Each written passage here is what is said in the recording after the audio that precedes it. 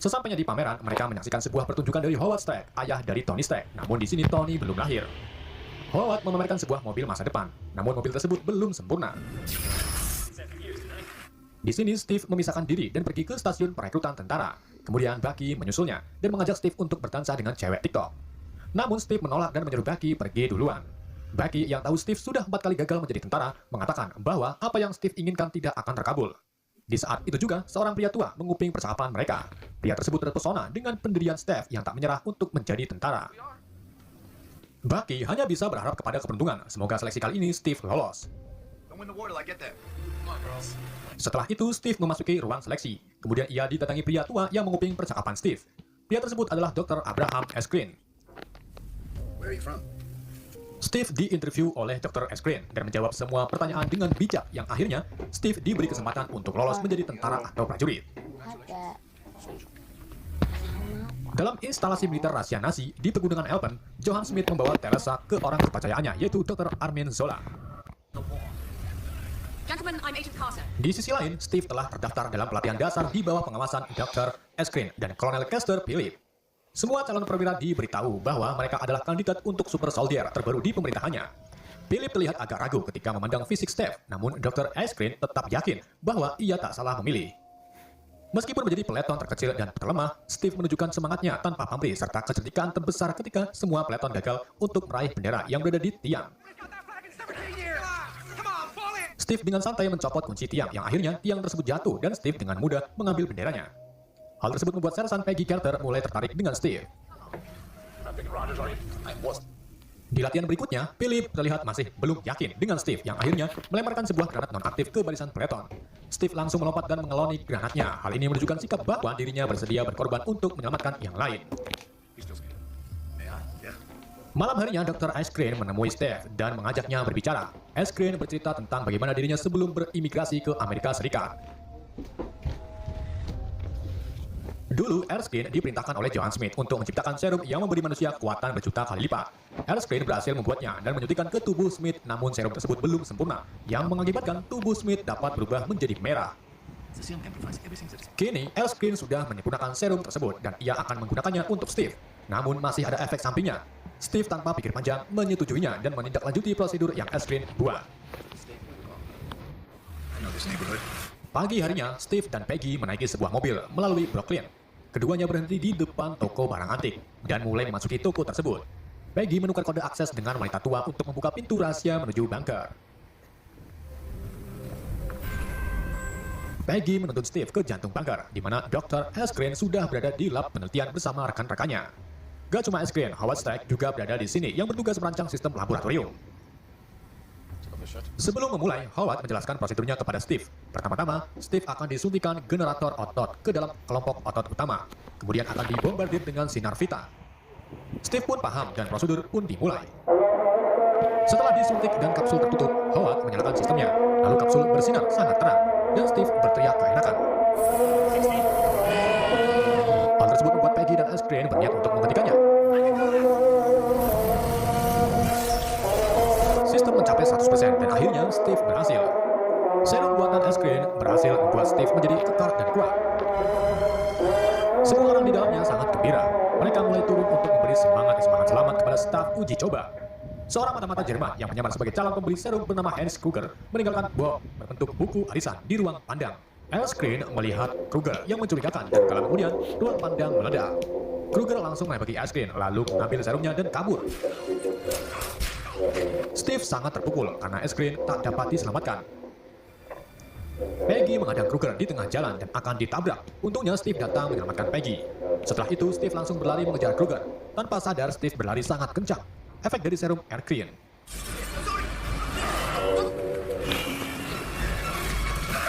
Steve berhasil melompat ke atas mobil Kruger. Kemudian Kruger menembaki Steve membuat konsentrasi menyetirnya terganggu, yang membuat mobilnya menabrak dan terguling. Kruger keluar dari mobil. Ia melanjutkan pelariannya sambil menyandra anak kecil. Steve terus mengikuti Kruger hingga akhirnya Kruger terpojok. Kruger kehabisan peluru, kemudian ia melempar sandranya ke laut. Untungnya anak tersebut bisa berenang. Steve kembali mengejar Kruger yang akan kabur menggunakan kapal selam. Dengan gaya berenangnya yang cepat, Steve akhirnya berhasil memecahkan kaca kapal dan melempar Kruger ke daratan, membuat sarungnya terlepas dan pecah. Saat akan diinterogasi, Kruger memakan pil cyanida, membuatnya langsung mati. Di sisi lain, Smith dan Papa Zola dikunjungi oleh trio komandan tertinggi Hitler. Senjata tersebut bisa melenyapkan orang dan telah bubar, bisa memproduksi pegang surat kabar yang putih sambil membawa perisai bergambar bendera AS menari-nari bersama wanita seksi. Steve menyebut diri Service Organization sampai-sampai mengeluarkan. Peggy mengungkapkan bahwa pasukan di sini tidak bahagia karena banyak pasukan infanteri 107 gugur dalam peperangan. Steve langsung ingat bahwa Bucky berada di infanteri 107. Ia segera bergegas menemui Philip dan menanyakan tentang kabar temannya. Setelah bertemu Philip, Steve tak mendapatkan kabar tentang Bucky. Steve malah disuruh untuk kembali ke pekerjaannya sebagai bintang film. Steve yang jengkel mulai mengemasi barangnya dan berniat untuk pergi ke garis depan menyelamatkan temannya. Kemudian Peggy menawarkan bantuan yang lebih kepada Steve. Singkat cerita, mereka berada dalam pesawat yang dipiloti oleh Howard Stracke. Peggy menunjukkan peta yang Steve akan lewati. Di saat itu juga, mereka tanpa sadar sudah memasuki wilayah perang. Steve berinisiatif untuk turun dan menyuruh Howard kembali ke pangkalan. Steve berhasil mendarat dan mulai menyusup ke pangkalan Hydra. Satu persatu penjaga dikalahkan oleh Steve. Di dalam markas Hydra, Steve menemukan Omega Zen yang di dalamnya bukan peluru, melainkan energi terasa. Setelah itu, Steve membebaskan para tahanan tentara dan memberitahu mereka untuk segera keluar. Sedangkan dirinya menuju ke atas untuk menyelamatkan Bucky. Tahanan bernama Howling mengomandoi yang lainnya untuk melakukan perlawanan kepada tentara Hydra. Mereka merebut senjata dan tank untuk bisa keluar dari markas Hydra. Smith mengawasi Steph lewat CCTV yang berhasil mengalahkan prajuritnya. Menyadari prajuritnya kalah, Smith mengaktifkan peledak di seluruh pangkalan. Kemudian ia dan Papa Zola pergi meninggalkan ruangannya.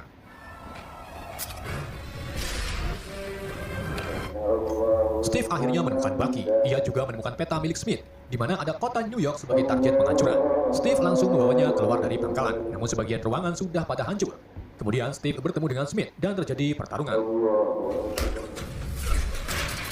Dr. Zola memisahkan mereka, dan di sini Smith menunjukkan wujud aslinya, yaitu Red Skull, dengan membuka topeng wajahnya dulu. Serum Airscreen lah yang membuat tubuh Smith seperti ini, namun kekuatannya hampir sama dengan Steve. Red Skull dan Zola kabur lebih dulu, sementara Steve dan Bucky berusaha keluar dari pangkalan. Bucky lebih dulu menyeberang, kemudian Steve melompat menyusul Bucky, dan akhirnya mereka berhasil lolos. Keesokan harinya di camp infanteri 107, Billy menceritakan bagaimana Steve sampai sekarang belum kembali. Ia memprediksi bahwa Steve sudah mati. Philip juga memarahi Peggy karena menyebabkan kerugian dan mencatat Steve tak seperti Howard yang sangat diperlukan. Hal tersebut membuat Philip malu. Akan tetapi Steve tidak muncul untuk menghadiri kongres medali yang ia dapatkan.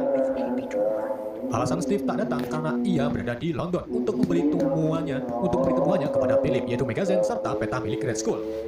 Steve berencana untuk merekrut tim yang terdiri dari orang-orang yang dibebaskan kemarin. Steve langsung menemui Howling bersama rekannya di sebuah bar. Howling pun menerima tawaran Steve untuk membantunya berperang melawan Hydra. Di saat itu juga Steve dikejutkan dengan kedatangan Peggy yang memakai gaun merah. Kedatangan Peggy ke sini hanya untuk mengajak Steve berdansa setelah Steve pulang dari misinya. Sementara Howard Stracke menguji kekuatan Terasa, ia sangat tertarik dengan kekuatannya yang sangat luar biasa walaupun hanya setetes. Pagi harinya, Steve mendatangi bunker Brooklyn. Kemudian Steve didekati oleh perwira wanita yang dengan sangat unik mencium Steve. Peggy datang dan memergoki Steve. Hal tersebut membuat Peggy sakit hati. Steve meminta maaf sembari mengikuti Peggy ke laboratorium Howard. Di sini Steve diminta untuk memilih persenjataan yang akan digunakan. Steve lebih tertarik dengan perisai yang terbuat dari vibranium. Kemudian Steve menunjukkan perisainya kepada Peggy. Namun karena masih jengkel, Peggy menembaki Steve berkali-kali sekalian untuk mengetes kekuatan perisainya.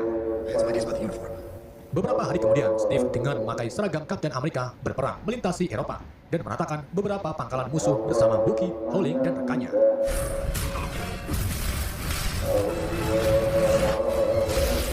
Steve menjadi cukup terampil dalam menggunakan perisai sebagai senjata proyektilnya. Mereka sampai di pegunungan Elben untuk menunggu kereta pengangkut senjata Hydra yang di dalamnya ada Dr. Zola.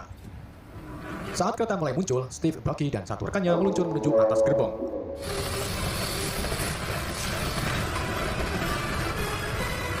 Mereka mulai memasuki salah satu gerbongnya dan terjadi baku tembak dengan penjaga. Bucky dan Steve bekerja sama, namun mereka agak kewalahan. Bucky akhirnya terkena serangan dan terlempar ke sisi gerbong. Steve berhasil menghabisi para penjaga, kemudian ia menghampiri Bucky. Namun sayang, Bucky terjatuh membuat Steve sangat terpukul. Papa Zola yang berhasil ditangkap, Steve tertangkap. Namun ini adalah rencana Steve yang sengaja agar dibawa ke hadapan Red Skull. Di hadapan Red Skull, Steve dipukuli, namun gak lama kemudian, tim Steve datang melalui jendela. Red Skull langsung kabur menuju ke pesawat besarnya. Philip, Peggy, dan pasukannya juga mulai berdatangan untuk menyerang pangkalan. Steve terus mengejar Red Skull yang akan menaiki pesawat. Di saat akan lepas landas, Steve berlari, namun ia tak sanggup. Hingga akhirnya, Philip dan Peggy datang menggunakan mobil. Mereka tancap gas mengejar Red Skull. Di saat akan terbang, Steve melompat dan berhasil menggapai roda bawah. Steve menyelinap ke dalam dan menemukan beberapa bom yang masing-masing sudah diberi nama kota tujuannya. Di saat itu juga datang 4 pasukan Hydra dan pertarungan pun terjadi.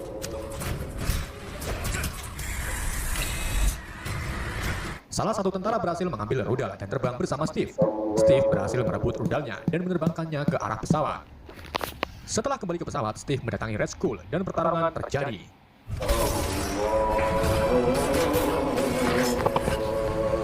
Steve melemparkan perisainya dan terpental mengenai konsol yang berisi Terasa. Red Skull mengambil Terasanya, kemudian bereaksi menjadi sinar biru mengarah ke luar angkasa. Red Skull langsung hancur terkena sinar tersebut. Kemudian Terasa jatuh ke bawah. Steve mencoba mengendalikan pesawatnya dan menghubungi radio kontrol Peggy. Steve mengatakan bahwa ia harus menjatuhkan pesawatnya di tempat yang aman. Sambil menukikkan pesawatnya, Peggy meminta Steve berjanji untuk datang di klub Stroke jam 8 karena mereka akan berdansa di sana. Steve pun setuju, namun pesawat yang ditumpanginya menabrak lembah es begitu keras, membuat radio penghubung Steve terputus dan menghilangkan sinyal letak pesawat berada. Keberhasilan Steve mengalahkan Hydra membuat seluruh dunia sangat bangga kepada Steve yang telah mengorbankan dirinya demi negara. Steve selalu dikenang sebagai Kapten Amerika, sementara Howard Stark berhasil menemukan Terasa yang nantinya akan digunakan sebagai bahan teknologi. Peggy sangat terpukul dengan kepergian Steve. Ia menyimpan berkas Steve beserta foto sebelum Steve menjadi kekal. 70 tahun kemudian, seorang ilmuwan dan rekannya dari Wensington mendatangi penemuan bangkai pesawat kuno, yang ternyata pesawat tersebut milik Red Skull yang sebelumnya dikendalikan Steve Rogers. Mereka masuk ke dalamnya dan menemukan Steve Rogers atau Kapten Amerika dalam keadaan beku. Ternyata selama ini Steve dicari dan baru kali ini Steve ditemukan. Lebih mengejutkannya lagi, Steve ini masih hidup dalam keadaan beku. Steve dibawa ke rumah sakit New York dan terbangun dari tidurnya.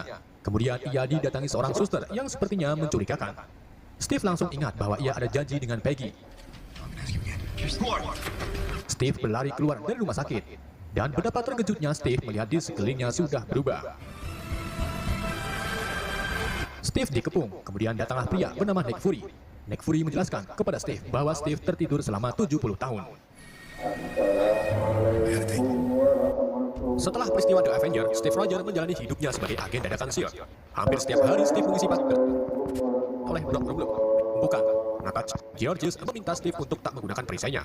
Steve pun menyetujui dan kembali bertarung. Karena sering makan daun kemangi, akhirnya Steve berhasil mengalahkan Georges. Saat itu juga, Steve mendapati Natasha sedang menyalin data kapal ke Flash Cliff Seal.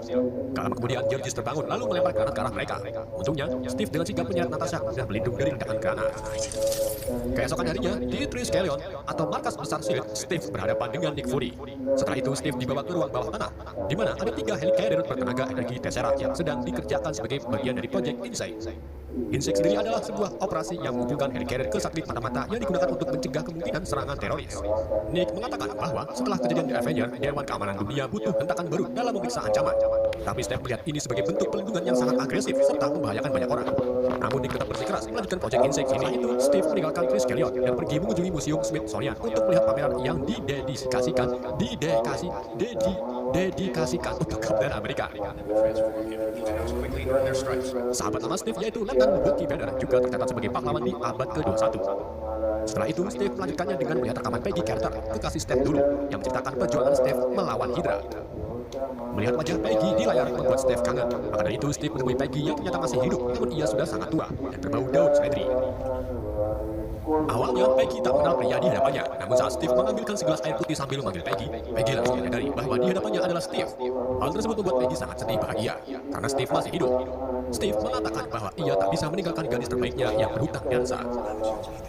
Di sisi lain, Nick Fury mencoba mengakses file yang Natasha dapatkan di flash drive shield. Akan tetapi, Nick tidak bisa melewati keamanan data dan mendapatkan sistem telah mengamankannya atas nama Nick Fury itu sendiri. Dia detektif bahwa ia kehilangan temannya bernama Tuan secara diam-diam. Tangan robot melemparkan bom ke arah mobil Nick dan meledak. Saat pria tersebut menghampiri Nick, Nick sudah tak ada dan kabur lewat selokan. Malam harinya, Steve yang baru keluyuran pulang ke kontrakannya. Saat akan memasuki kontrakan, Steve melihat tangga baru bernama Cat yang sedang bingung mau nyuci di mana. Steve pun menyarankan Cat untuk nyuci di sungai di depan kontrakan. Sebelum Cat pergi, Cat mengatakan jangan matikan musik di dalam kamar Steve. Hal tersebut membuat Steve bingung karena ia tak memutar musik sebelumnya. Steve pun memutuskan untuk masuk lewat jendela. Siapa tahu di dalam ada orang. Dan benar saja, di dalam sudah ada orang, yaitu Nick Fury dengan kondisi terluka. Nick langsung menunjukkan sebuah kata di ponselnya yang mengatakan bahwa Shield telah disusupi. Di saat itu juga 3 peluru dari Steve lalu pergi. Selesai itu menyatakan terakhir Nick bahwa jangan percaya dengan siapapun. Saat lift turun satu lantai, masuklah agen-agen Shield membuat lift menjadi penuh. Di sini Steve curiga dengan gerak-gerik orang di dekatnya. Steve melihat tangan mereka sudah siap untuk menyerang, serta ada yang keluar keringat dingin di kepalanya. Steve memancing mereka dengan mengatakan sebelum memulai ada yang mau keluar, dan langsung saja Steve dikeroyok. Steve kewalahan menghadapi mereka, namun karena tadi siang makan kemangi sambal tomat, Steve akhirnya berhasil melumpuhkan para agen di lift tersebut. Saat lift terbuka, sudah banyak pasukan yang menghadang Steve. Steve langsung memutuskan tali rafia lift membuat lift turun dengan sangat cepat. Lift tersebut berhenti di lantai 7, yang akhirnya Steve terpaksa melompat untuk kabur dari lift. Setelah itu, Steve melanjutkan kaburnya dengan mengendari motor. Namun di hadapannya ada rintangan peserta pesawat yang menembaki Steve. Lagi-lagi, karena kemangi, Steve akhirnya berhasil menghancurkan pesawatnya, kemudian pergi. Di markas Shield, Sitwell menginstruksikan kepada semua anggota Shield untuk mengupayakan pencarian Steve. Dengan hal tersebut, agen Cat menuntut untuk mengetahui alasan Steve diburu. Alexander kemudian datang dan mengatakan bahwa Steve menyembunyikan informasi tentang kematian Nick. Karena itu, Steve sekarang adalah buronan untuk ditindaklanjuti. Steve kembali ke rumah sakit untuk mengambil flash drive-nya di belakang permen Yosan. Namun sayangnya, drive tersebut sudah diambil oleh Natasha yang meminta kejelasan Steve. Steve langsung menyeret Natasha ke ruangan dan menuntut untuk mengetahui apa yang Natasha ketahui tentang pembunuhan Nick. Natasha mengungkapkan bahwa yang membunuh Steve dikenal sebagai Winter Soldier yang dilaporkan bertanggung jawab atas 200 pembunuhan selama 50 tahun terakhir. Dan saya kasih tahu sekarang bahwa Howard Stark, ayah Tony, termasuk salah satu korban dari Winter Soldier. Mengetahui hal tersebut, mereka berdua memutuskan untuk mencari tahu tentang Winter Soldier. Di sisi lain, Alexander sedang rapat online dengan Dewan Keamanan, di mana mereka ini akan menjalankan Project Insight untuk mengakses data flash drive-nya. Natasha mengetahui jika menggunakan flash drive, maka Slid akan langsung mengetahui keberadaan mereka. Natasha dengan cepat mengotak-atik laptopnya dan berhasil menemukan titik lokasi di New Jersey, tepatnya di pangkalan dan saat Steve sedang menjadi prajurit dan masih kerempeng. Dan nantinya akan mendapatkan jawaban atas semua ini. Natasha dan Steve langsung keluar dari mall tanpa diketahui oleh agen Strike yang sedang mencari mereka. Tidak singkat cerita, Natasha dan Steve sampai di titik lokasi di mana Steve ini mulai mengenang masa lalunya. Kemudian Steve memasuki sebuah ruangan yang dulunya tak sembarangan tentara bisa masuk. Steve yang masih ingat masuki ruangan rahasia dan terkejut melihat markas ini milik Shield. Mungkin saat Steve membeku, tempat ini diambil oleh Shield. Di sini juga terdapat foto Howard Stark serta Peggy Carter. Setelah itu, Steve menemukan lift. Kemudian Natasha mengakses liftnya dan keduanya berhasil turun ke ruangan bawah. Sesampainya di ruangan bawah, mereka melihat serangkaian komputer kuno dengan konektor flash drive di depannya. Natasha langsung menyolokkan flash drive-nya ke konektor dan secara otomatis komputer menyala. Komputer tersebut dapat menganalisis orang di depannya, semacam kecerdasan buatan yang mirip dengan Jarvis milik Tony Stark. Ternyata di dalam komputer tersebut adalah Dr. Armin Zola, mantan ilmuwannya Red Skull. Papa Zola mengatakan bahwa setelah Hydra dikalahkan, Zola direkrut oleh Slade serta Hydra yang lain, di mana pada saat itu mereka bersekongkol melawan kepemimpinannya yang baru. Steve dan Natasha menyadari bahwa Project Insect adalah senjata yang akan membasmi semua Shield, dan setelah itu bangkitlah Hydra kembali. Steve juga sadar bahwa selama ini Hydra masih ada. Gak lama kemudian, pintu ruangan tertutup. Steve langsung melemparkan perisainya, namun ia terlambat. Natasha mendeteksi datanya rudal. Steve segera membuka tutup selah di bawah. Kemudian pelindung bersama Natasha dan ledakan pun terjadi. Steve masih bertahan. Setelah itu, ia membawa Natasha yang pingsan pergi dari tempat ini sebelum Romblong dan timnya menemukan mereka. Di rumah Alexander, Winter Soldier menemui Alec untuk menerima tugas baru. Di saat itu juga pembantu Alec mempergoki keduanya sedang mengobrol. Yang akhirnya, dengan terpaksa Alec membunuh pembantunya demi menjaga rahasia. Di sini terkuak bahwa Alexander adalah penjahat di balik semua ini, dan dia termasuk bagian dari Hydra. Keesokan harinya, Steve dan Natasha mendatangi rumah Sam Wilson untuk berlindung sementara. Di dalam kamar, Steve mendengarkan berbisik untuk setelah Sam yang pelongo mulai ikut-ikutan bertempur membantu Steve dan menyuruh Steve untuk menyusul Natasha. Natasha dan Winter Soldier bertarung hingga akhirnya ia tertembak. Saat itu juga Steve datang dan langsung berduel dengan Winter Soldier.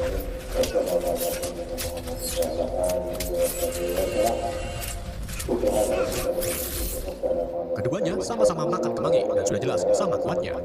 Steve berhasil membuat masker Winter terlepas dan mengetahui bahwa Winter Soldier adalah Bucky Banner, sahabatnya di abad ke-21. Steve memanggil Bucky, membuat Bucky bingung.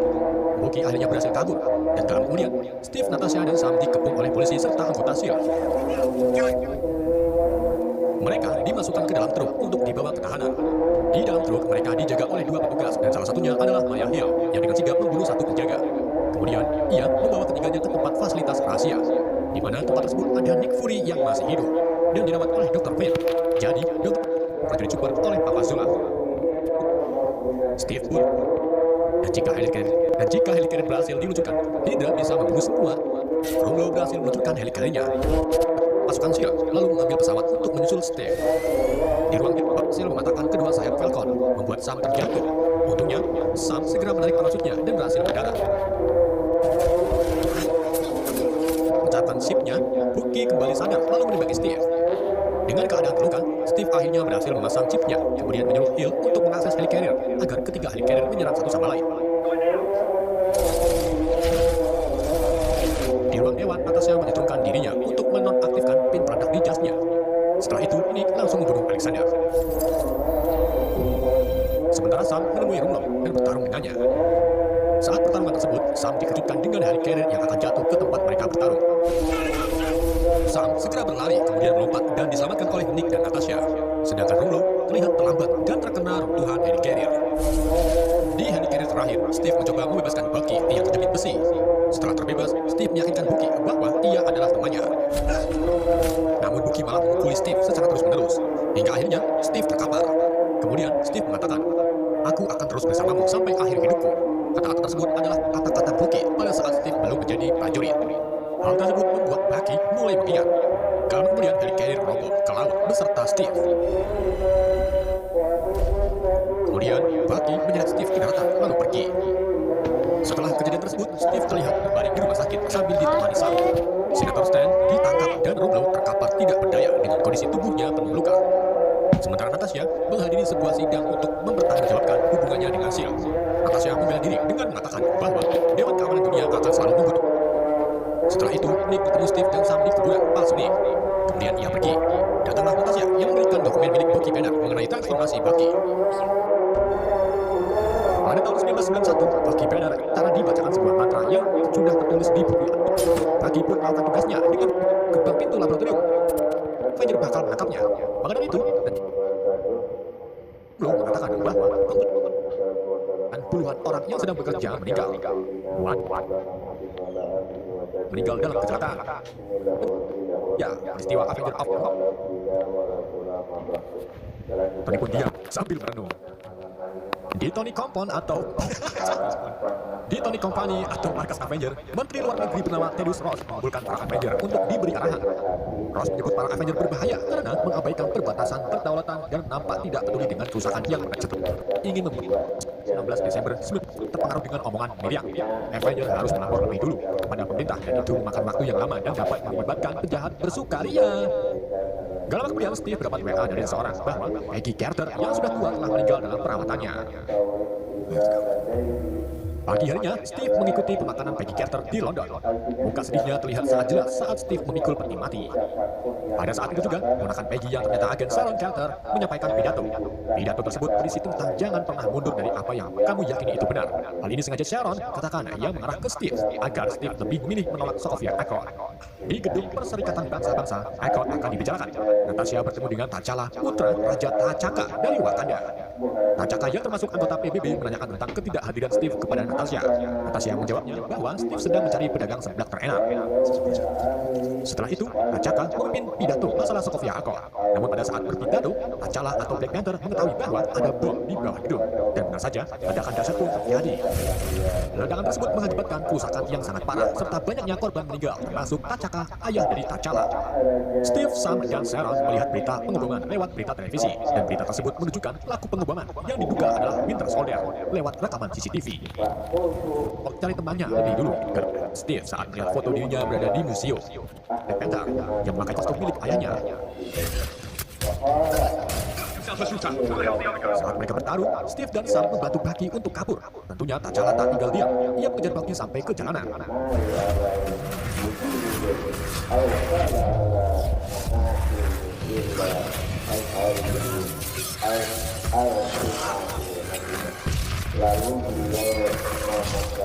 Pengejaran Bucky akhirnya berhenti saat pasukan khusus dan hal ini adalah perintah Tony agar di sini Tony awalnya nanya dan bergerak langsung mendekati Bucky. Kemudian lalu berhadapan dengan Tony Stark,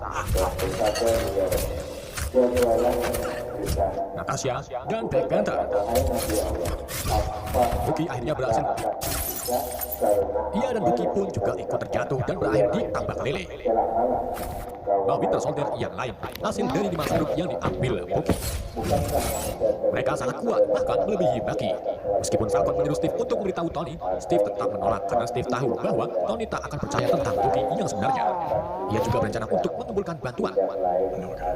Di sisi lain, Tony dan Natasha membicarakan pelarian Bucky dengan Ross. Ross meminta Tony dan Natasha untuk menemukan Bucky dalam waktu 36 jam. Tony pun terpaksa mengiyakannya, walaupun sebenarnya Tony butuh waktu yang lebih untuk menemukan Bucky. Dan sekarang, Tony akan mengumpulkan bantuan menangkap Bucky.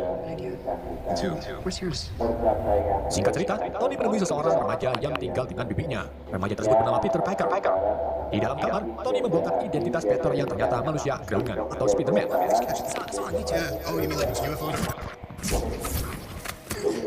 Yang diam-diam mengambil peralatan mereka. Dan gak lama kemudian, mereka pun terjadi pertarungan.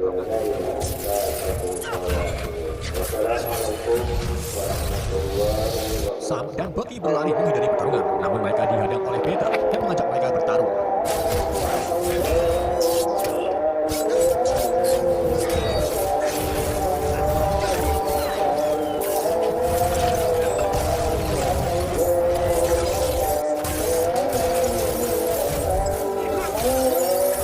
Setelah mereka gebug-gebugan satu sama lain, mereka akhirnya break untuk berkumpul.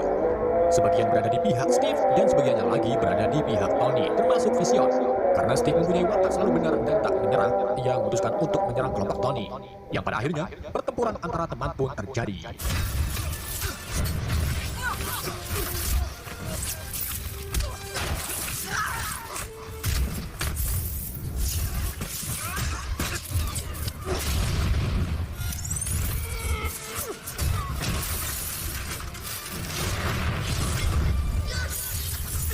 Karena cuma Kapten Amerika yang sering makan kemangi, akhirnya tim Amerika terpojok. Mereka memutuskan untuk mundur dengan menaiki Quinjet. Namun saat itu juga Vision merobohkan menara di depan gudang Quinjet. Untungnya, Wanda menahan menaranya. Steve dan Bucky berhasil masuk ke gudang, kemudian disusul dengan T'Challa. Akan tetapi, Natasha sekarang berpihak kepada Steve. Ia menahan T'Challa, hingga akhirnya Steve dan Bucky berhasil kabur dengan menaiki Quinjet-nya. Tony dan Rudy tak tinggal diam, mereka mengejar Quinjet. Saat di udara, Tony menyuruh Vision untuk menembakkan laser dari Minstone-nya. Namun saat Vision menembakkan laser, pikirannya dikendalikan oleh Wanda. Hal tersebut membuat bidikan Vision mengenai Repulsor milik Rudy. Rudy pun terjatuh. Tony memutuskan untuk berhenti mengejar Steve dan memilih menyelamatkan temannya. Begitu juga dengan Sam.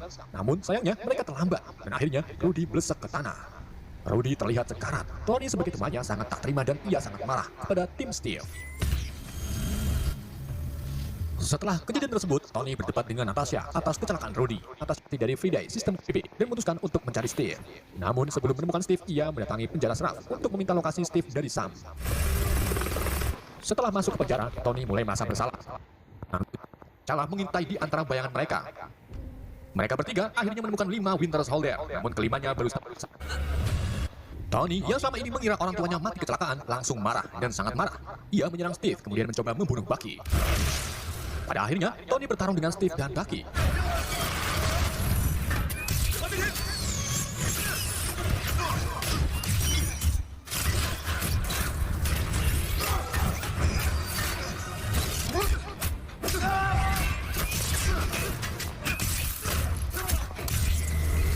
Dalam pertarungan yang sengit, Tony berhasil memutuskan lengan besi Bucky. Setelah itu, Tony adu kekuatan dengan Steve. Sementara di luar, T'Challa menghampiri Zemo. Zemo mengungkapkan bahwa ia melakukan semua ini hanya untuk menghancurkan Avenger, karena Zemo telah kehilangan seluruh keluarganya dalam peristiwa kehancuran Sokovia. Dan Zemo balas dendam kepada Avenger dengan cara memecah belah Avenger. Zemo mencoba untuk bunuh diri, namun T'Challa langsung menghentikannya dan mengaku bahwa T'Challa tak ingin lagi balas dendam. Sedangkan Steve dan Tony masih tembiling-tembilingan. Tony berhasil mengalahkan Steve. Ia mencoba untuk membunuh Bucky kembali. Steve yang tadi pagi sudah makan kemangi langsung bangun dan kembali tembiling-tembilingan dengan Tony. Dan pada akhirnya, Tony berhasil dikalahkan. Dengan Steve mematikan propulsor milik Tony. Di saat Steve dan Bucky akan pergi, Tony mengatakan kepada Steve bahwa Steve tak pantas menggunakan perisai karena perisai tersebut yang membuat ayah Tony. Akhirnya, Steve pun menjatuhkan perisainya lalu pergi. Setelah kejadian tersebut, Zemo ditangkap dengan dimasukkan ke dalam kandang. Sementara Tony kembali ke markas Avenger untuk melihat keadaan Rudy yang semakin adalah Tony, Steve,